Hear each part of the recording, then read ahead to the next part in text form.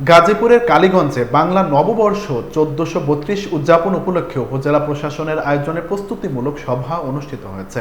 কালীগঞ্জ প্রতিনিধি মোহাম্মদ শাহ নেওয়াজ জানান, মঙ্গলবার ৮ এপ্রিল দুপুরে উপজেলা পরিষদ সম্মেলন কক্ষে আয়োজিত এ সভায় সভাপতিত্ব করেন উপজেলা প্রশাসক তনিমা আফরাত।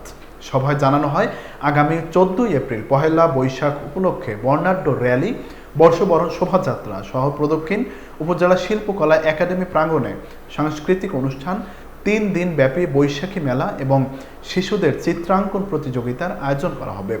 এছাড়াও উপজেলার প্রতিটি ইউনিয়ন পর্যায়ে বাংলা নববর্ষ উপলক্ষে শোভাযাত্রা, সাংস্কৃতিক অনুষ্ঠান ও ঐতিহ্যবাহী মেলা আয়োজনের সিদ্ধান্ত নেওয়া হয়।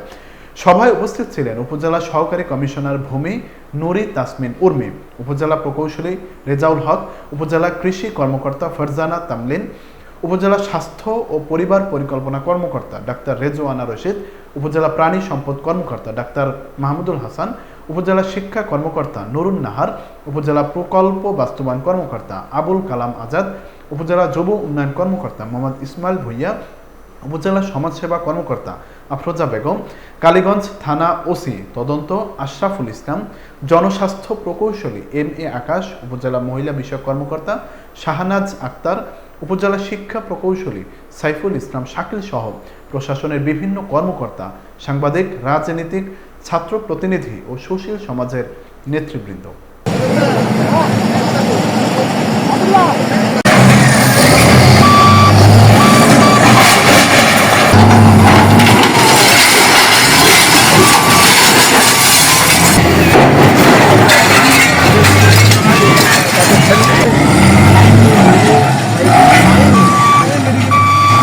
যে আমাদের কাছে তথ্য আছে, সাতক্ষীরা জেলায় অনেক খাস জমি, রোডসের জমি, পানি উন্নয়ন বোর্ডের জমি কিছু সংখ্যক ভূমিদস্যুর হাতে দীর্ঘদিন ধরে অবৈধ দখলে আছে।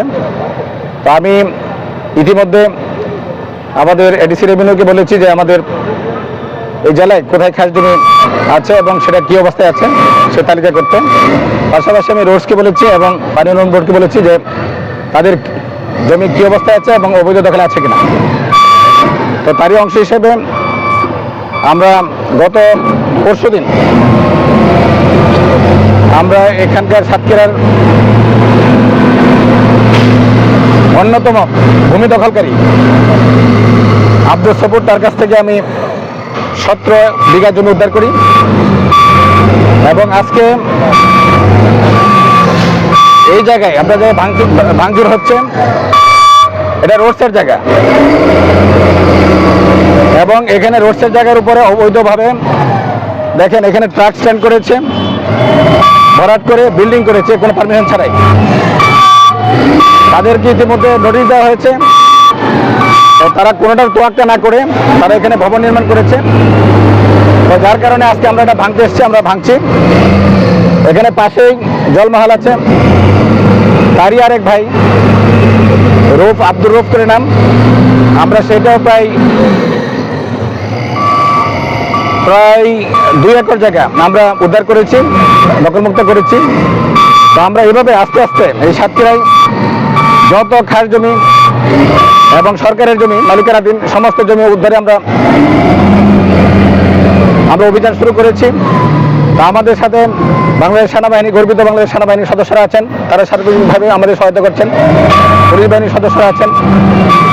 আমি সবার সহায়তা চাই যাতে করে সাতক্ষীরার এক খণ্ড সরকারি জমি যেন কোনো ভূমিদস্যুর হাতে অথবা জবরদখলকারীর হাতে না থাকে। আমরা সেইভাবে আমরা আমাদের অভিযান পরিচালনা করছি। ধন্যবাদ আপনাদের।